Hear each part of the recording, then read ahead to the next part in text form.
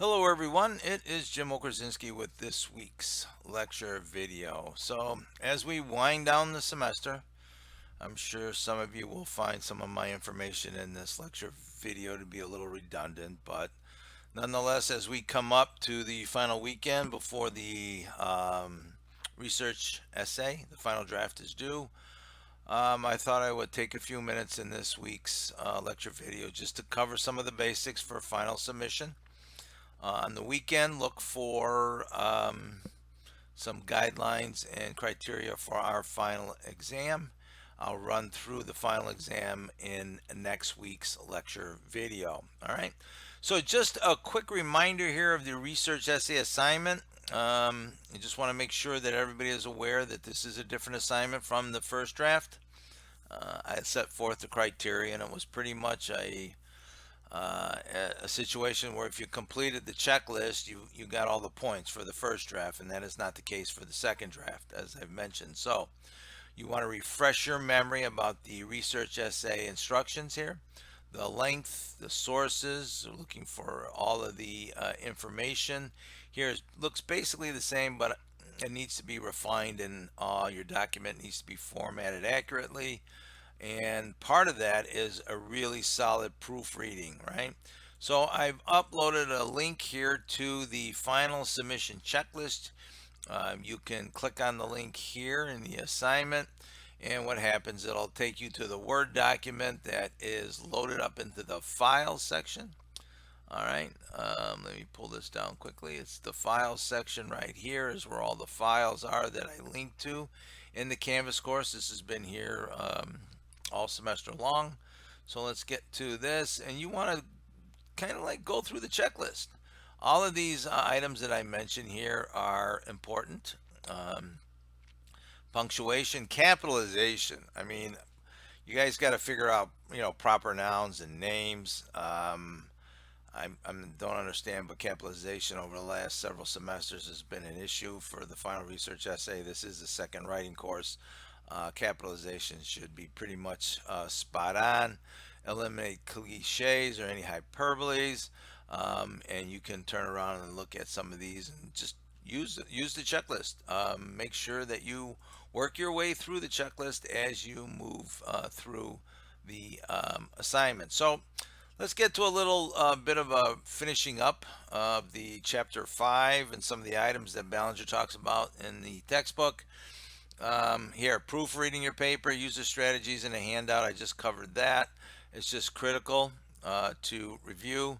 Make sure you have the correct version of what you're talking about here. So the difference between your and you are, there, and there. You should try to stay away from contractions in the final draft. I mean, it is a academic research paper.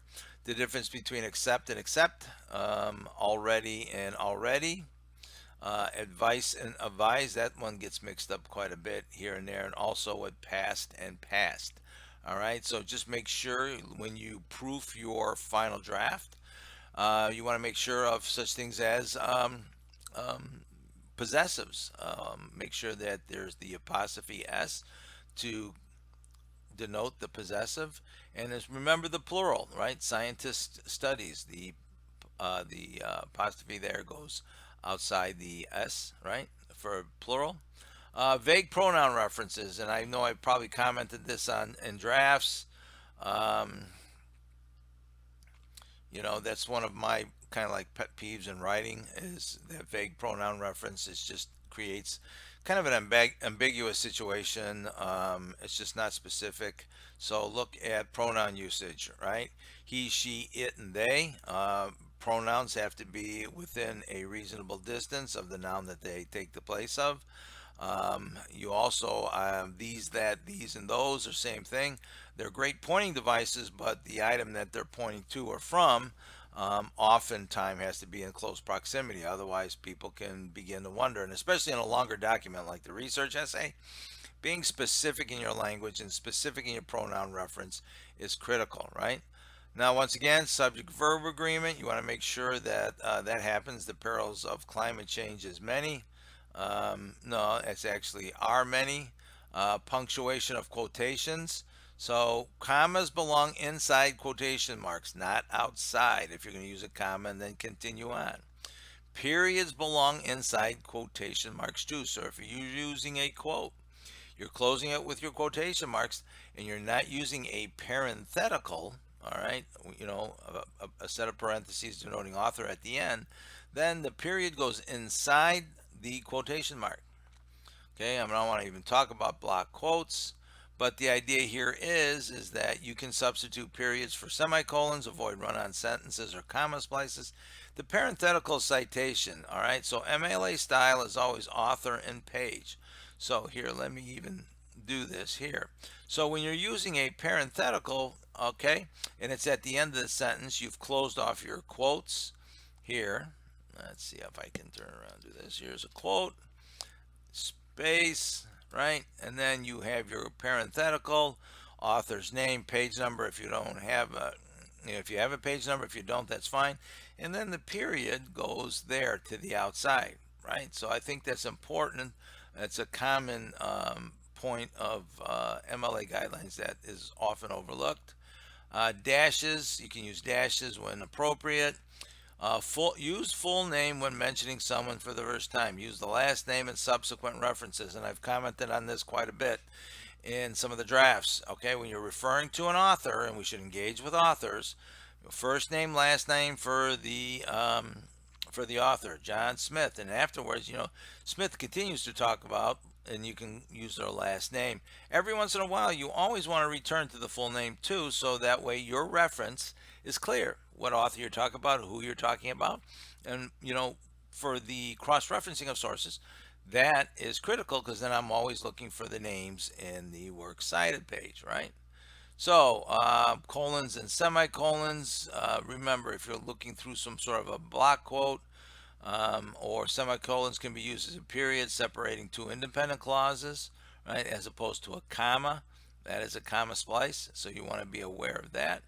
And so everybody did have a fairly decent experience with exercise 5.1. I've been reading the discussion posts that have been completed so far. I think highlighting a GDoc in different colors to see the difference between source information and your conversation really reveals how that weave I talked about in chapter 4, really how it works in a research essay and how you can balance your voice with the voices of others, right? So there's been quite a few aha moments that have been happening in the discussion board there.